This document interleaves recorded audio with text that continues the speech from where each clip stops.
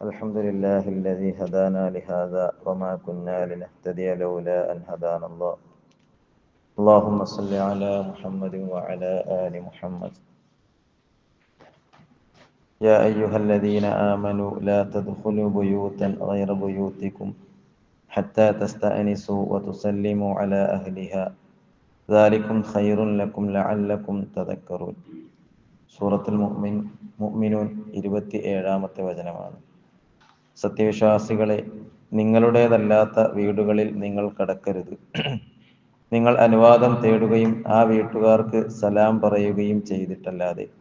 അതാണ് നിങ്ങൾക്ക് ഗുണകരം. നിങ്ങൾ ആലോചിച്ച് മനസ്സിലാക്കാൻ വേണ്ടി അത്രേ.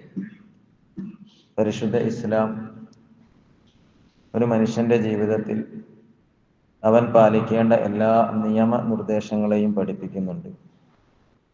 അവന്റെ ജനനം മുതൽ മരണം വരെയും, അല്ലെങ്കിൽ ഒരു ദിവസത്തിന്റെ പ്രഭാതം മുതൽ പ്രദോഷം വരെയും, അവൻ കിടക്കുന്നത് വരെയും ഏത് തരത്തിലായിരിക്കണം അവന്റെ ചലനങ്ങളും അവന്റെ പെരുമാറ്റങ്ങളും അവന്റെ സംസാരങ്ങളും മറ്റെല്ലാ മേഖലകളിലുമുള്ള അവന്റെ സ്വഭാവ വിശേഷങ്ങളും എങ്ങനെ ആയിരിക്കണമെന്ന് പരിശുദ്ധ ഇസ്ലാം പഠിപ്പിക്കുന്നുണ്ട്.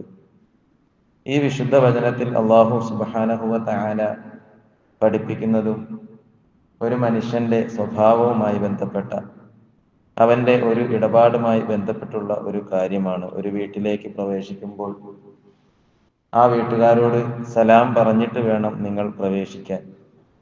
فإذا دخلتم بيوتا فسلموا على أنفسكم تحية من عند الله مباركة طيبة كذلك يبين الله لكم الآيات لعلكم تعقلون. മറ്റൊരു ഖുർആനിക വചനമാണ്.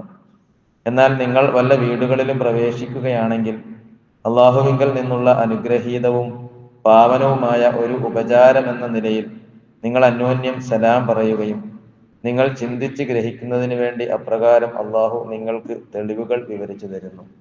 അത്രമാത്രം ഒരു മനുഷ്യന്റെ ജീവിതം. നമ്മളൊരു അന്യ വീട്ടിലേക്ക് പ്രവേശിക്കുമ്പോൾ, ഇനി സ്വന്തം വീടാണെങ്കിൽ തന്നെയും വീട്ടിലേക്ക് കയറുമ്പോൾ വീട്ടുകാരോട് സലാം പറഞ്ഞ് കയറണമെന്ന് ഇസ്ലാം പഠിപ്പിക്കുകയാണ്. എത്രത്തോളം മനുഷ്യനെ മര്യാദ പഠിപ്പിക്കുകയും അവന്റെ സംസ്കാരം എന്താണെന്ന് അവന് വിളിച്ചോതുകയും ചെയ്യുന്ന ഒരു മതമാണ് പരിശുദ്ധ ഇസ്ലാം.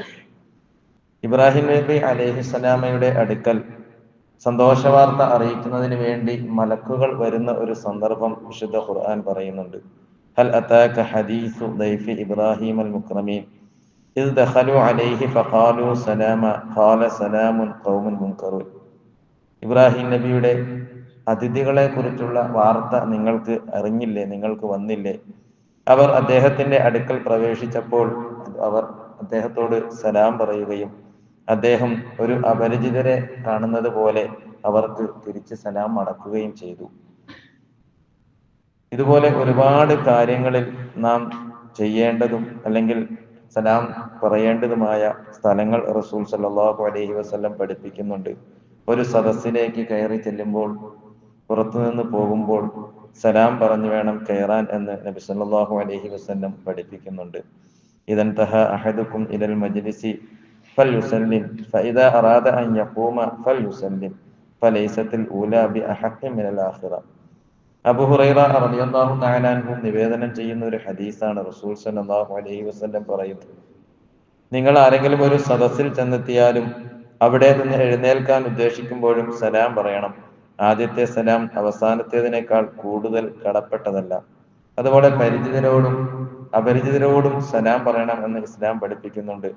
അന്ന റജുലൻ സഅല നബി സല്ലല്ലാഹു അലൈഹി വസല്ലം അയ്യുൽ ഇസ്ലാമി ഖൈറുൻ ഖാല തുതിഉ തആമ വതഖറഉ സലാം അലാ മൻ അറഫ്ത വഅലാ മൻ ലം തഅരിഫ്. അബ്ദുല്ലാഹ് ഇബ്നു അംർ റളിയല്ലാഹു തആല അൻഹുമാ നിവേദനം ചെയ്യുന്നു, റസൂൽ സല്ലല്ലാഹു അലൈഹി വസല്ലമയോട് ഒരിക്കൽ ഒരാൾ ചോദിച്ചു, അല്ലാഹുവിന്റെ റസൂലേ, ഇസ്ലാമിലെ നടപടികളിൽ ഏറ്റവും ഉത്തമമായത് എന്താണ്?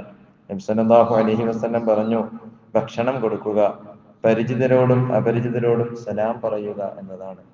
അത്രത്തോളം ഇസ്ലാം നമ്മെ പഠിപ്പിക്കുന്നത് നമ്മുടെ ജീവിതത്തിൽ അത് പ്രാവർത്തികമാക്കാനും നമ്മുടെ ജീവിതത്തിൽ ഒരു സംസ്കാരം ഉണ്ടാക്കിയെടുക്കാനും ആ സംസ്കാരത്തിലൂടെ നമ്മുടെ നല്ല നല്ല ഗുണങ്ങൾ വളർത്തിയെടുക്കാനും അത് മുഖേന മറ്റ് പലർക്കും അത് ഒരു ദഅവത്തും അവരെ ഒരു ഉത്ബോധനമായി തീരുവാനും വേണ്ടിയാണ്. അല്ലാഹു സുബ്ഹാനഹു വ തആല കാര്യങ്ങൾ മനസ്സിലാക്കാനും അതനുസരിച്ച് പ്രവർത്തിക്കാനും ആ പ്രവർത്തനത്തിലൂടെ റബ്ബിന്റെ സ്വർഗം വാങ്ങിയെടുക്കാനുമുള്ള തൗഫീഖ് എനിക്കും നിങ്ങൾക്കും നൽകി അനുഗ്രഹിക്കുമാറാകട്ടെ.